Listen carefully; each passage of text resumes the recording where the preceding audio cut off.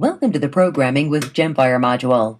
Please note that this course was developed using a pre-release version of Gemfire Enterprise 6.5.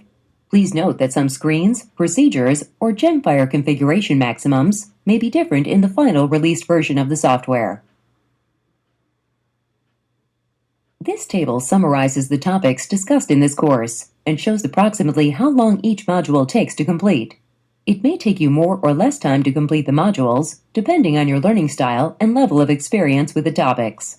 Programming with Gemfire is the fourth module of this course. In this module, you will learn to define custom classes, register user-defined types, and explain exception handling for various Gemfire data operations, network operations, and configuration operations. You will also learn to identify event listeners and explain the goals and principles of Gemfire functions. Gemfire uses the com.gemstone.gemfire.dataserializable interface for data serialization. This interface is the equivalent of Java's standard object serialization interface. As compared to the standard serialization provided by Java, Gemfire performs faster data serialization using the com.gemstone.gemfire.dataserializable interface. In the cache.xml configuration file, the Java class present under serialization registration element implements data serialization through the Gemfire API. The Gemfire interface can also be applied to custom objects in the region cache to serialize them. To implement various data types in the dataset, developers need to use custom classes. These classes need to be created and managed by the Java developer. They are not provided by the Java API. Any object that needs to be accessed, either in the cache or through the events, must have its class defined. Classes for all objects must be declared in the classPath environment variable. The classPath variable contains the jar file fully qualified path, or the fully qualified path of the folder containing the required classes. A class must be included in the classPath environment variable for all entry keys and entry values that are written to disk and accessed by the server. Classes do not need to be declared for the full entry value that is sent to a client by the server. In the next screens, you will learn about user-defined listeners. There are three main user-defined listeners: cache listeners, cache writers, and cache loaders. When these listeners are defined in the region with the local scope, they are limited to work within the local cache. Additionally, there are two listeners for the admin API: System Member Cache Event and System Membership Event. The admin API listeners are used for monitoring members, regions, and caches. You will learn about cache listeners in the next screen. Cache listeners are triggered when a region is updated. The triggering of the cache listeners is defined in the subscription attributes for the region. By default, a local cache listener is invoked. However, you can change the subscription attribute and invoke the cache listener for any update to the region that takes place on any member. The cache listener can be configured in partitioned or distributed regions. In partitioned regions, the cache listener is executed on the host that holds the primary data.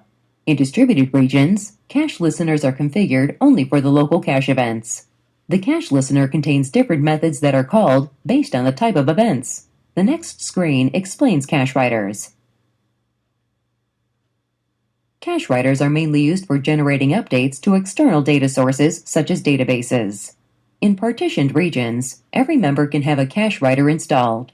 The cache writer is invoked if it is configured on the host that holds the primary data.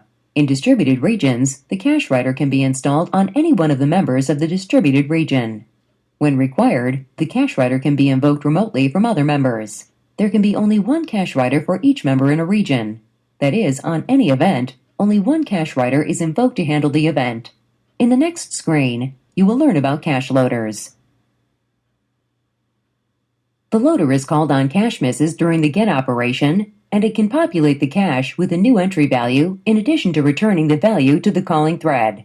A loader can be configured to load data from an outside data store. In partitioned regions, the cache loader must be installed in every cache that allows data caching.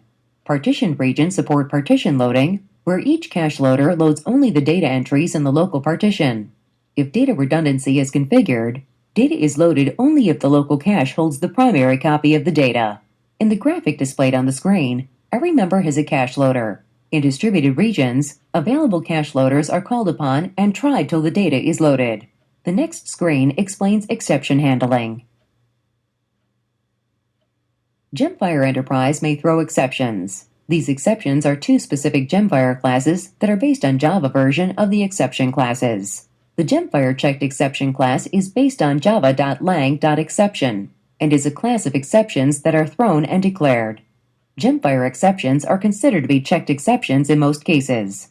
The Gemfire exception class is the superclass of unchecked expressions. This class generates exceptions based on incorrect usage of Gemfire. In the next screen, you will learn about event listeners. You can define any number of event listeners for a single region in a member. Event listeners are notified of changes to the region and its entries. Event listeners are also used to perform post-event notification. There are a number of listeners that can be used. Cache listeners are used for the changes that take place either in local or distributed cache. Another listener, Region Membership Listener, performs post-event notification based on two different events that can take place. The first event is when a region is created in a member and is assigned a name, but this region name already exists in another member. The second event is generated when a member hosting a region either joins or leaves the distributed system. Region Role Listener is a listener that is responsible for handling region reliability membership events. These events are membership events. They are very specific to loss or gain of required roles as defined by the region's membership attributes. A joining event is generated when a member joins a specific membership role. However, loss of a role only occurs when all members in a particular role have departed from the system. Another event listener that can be used is Transaction Listener. This is a synchronous event listener that caters to transaction-related events that are generated after a commit or rollback operation. Transaction listeners are defined at the cache level. A transaction listener defined at the cache level is responsible for handling all threads that take place in all regions of the cache. The bridge membership listener keeps track of client and server connections. When there is any change in the client or server connections, the membership events are sent to either the server or the client.